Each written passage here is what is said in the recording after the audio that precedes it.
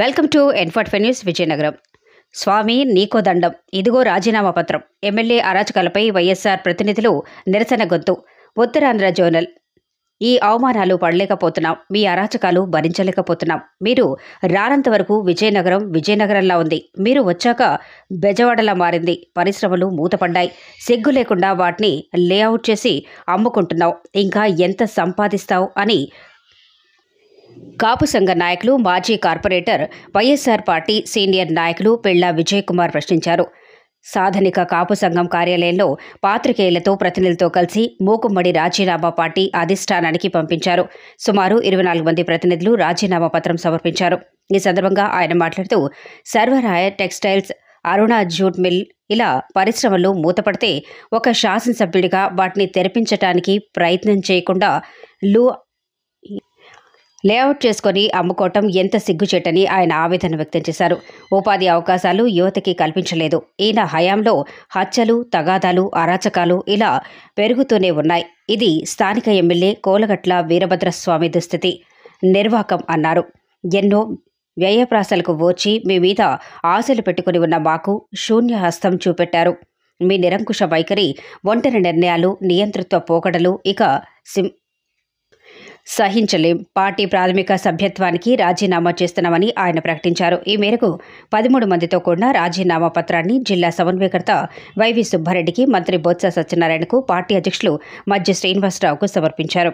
ఈ సమావేశంలో అవనాపు విజయ్, గాడి అపాకరపురావు తదితర ప్రజాప్రతినిధులు ఉన్నారు. ఇది అంతం కాదు, ఆరంభం మాత్రమేనని స్పష్టం చేశారు.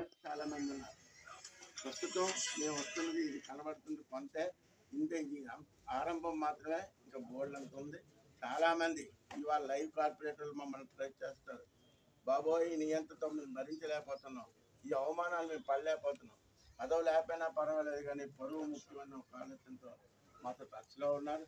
తప్పనిసరిగా అందరినీ కలుపుకొని వెళ్ళి, ముఖ్యంగా ఈ విజయనగరం పట్టణానికి, ఈ విజయనగరం నియోజకవర్గానికి ఈ శాసనసభ్యుడి ద్వారా పట్టిన గ్రహణాన్ని, శాసనసభ్యుడి ద్వారా జరుగుతున్న అరాచకాల్ని అరికట్టే ఉద్దేశంతోనే మేము ఈ పార్టీకి ఇవాళ రాజీనామా చేస్తూ, రాజీనామా లేఖలు పార్టీ అధ్యక్షుడైన జగన్మోహన్ రెడ్డి గారికి, ఇన్ఛార్జి వారి సుబ్బారెడ్డి గారికి, అలాగే మన జిల్లా మంత్రివర్గ పెద్దలు బొత్స సత్యనారాయణ గారికి, జిల్లా పరిషత్ అధ్యక్షులు, జిల్లా పార్టీ అధ్యక్షులు మధ్య శ్రీనివాసరావు గారికి కూడా కాపీలు ఇవ్వడం జరుగుతుంది. ఆ ప్రతులు కూడా మీకు అందజేయడం జరుగుతుంది. అలాగే విజయనగరం పట్టణం తీసుకోండి.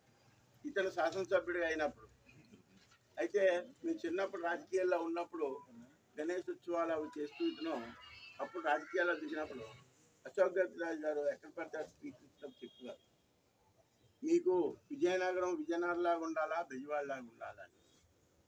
బెజవాడ అంటే అరాచకాలకి, అహింసలకి ప్రసిద్ధి చెందిందని అప్పట్లో నాను. అశోక్ గజపతిరాజు గారు పడకలా చెప్తున్నారు అనుకున్నా కానీ నిజంగా పెద్దలు ఎంతో దూరదృష్టితో చెప్పారు. చెప్పబట్టే ఇవాళ విజయనగరం చూస్తే, విజయనగరంలోని ఈయన హయాంలో హత్యలు, తగాదాలు, గంజాయి వ్యాపారాలు, మత్తులో యువత, ఒక్క ఉద్యోగం లేదు, ఎక్కడ కూడా లేదు. ఉన్న పరిశ్రమలు మూతపడిపోయాయి. శాసనసభ్యుడిగా మూతపడిపోయిన పరిశ్రమలు తెరిపించకుండా అవి చక్కగా వ్యాపారం చేసుకొని లేఅవుట్లు వేసుకుంటున్నాడు. లేఅవుట్లు వేసుకొని వ్యాపారం సంపాదించుకొని ఇంకా ఎంత సంపాదించాలో మనకు ఆలోచన ఉందో తెలియదు కానీ ఫ్యాక్టరీలు మూతం పడిపోయిన వాటిని తెరిపించే ఎటువంటి ప్రయత్నం చేయకుండా, సిగ్గు లేకుండా ఆ స్థలాన్ని లేఅవుట్ వేయడం అనేది చాలా దారుణం. ఉదాహరణ నీటి అగ్రహారం, సర్వరాయ టెక్స్టైల్స్, మన అరుణ జూట్ మిల్లు, ఇవే మనకు ఉండేవి పూర్వం ఉన్న పరిశ్రమలు. ఇవాళ అన్ని పరిశ్రమలు పొసపాట్రాక మండలంలోని ఆ నెల్లిమల నియోజకవర్గంలో ఉంటే ఒక్క పరిశ్రమ కూడా విజయనగరంలోకి రాలేదంటే ఈ శాసనసభ తరగతి నిర్వాహకం, ఈ శాసనసభ తరగతి దుస్థితి అని ఈ సందర్భంగా తెలియజేస్తాం. ఇవాళ ఉద్యోగాలు లేక నిరుద్యోగ యువత ఎంత మందినైనా సరే ఉద్యోగం వస్తే, ఏదైనా ఉద్యోగం వస్తే చాలని ఎక్కడో చేద్దామని చెప్పి 2000కి 3000కి ఆఖరికి 8000 రూపాయలకి వాలంటీర్గా చేయడానికి కూడా ఇంజనీర్లు, గ్రాడ్యుయేట్స్ వచ్చారంటే ఈ విజయనగరం నియోజకవర్గం ఎంత దుస్థితిలోకి వెళ్ళిందో. ప్రతి విషయంలో కూడా కుటుంబాలను విడదీయాలన్నా, కుటుంబాల్లో కలతలు పెట్టాలన్నా, విజయనగరం రాజులకి ఒక చరిత్ర ఉంది.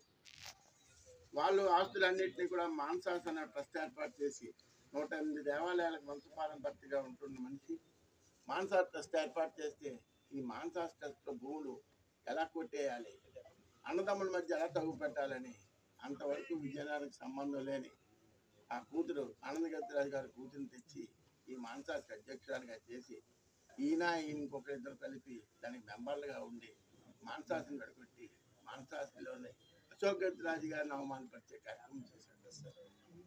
అది విజయనగరానికి చాలా అవమానకరం.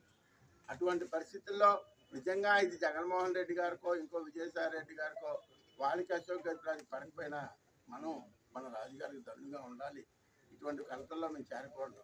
అయితే ఒక విషయం మీకు చెప్తున్నానండి, ఆ రోజు పెద్దలు కొత్త సత్యనారాయణ గారు ఇది ఒప్పుకోలేదు.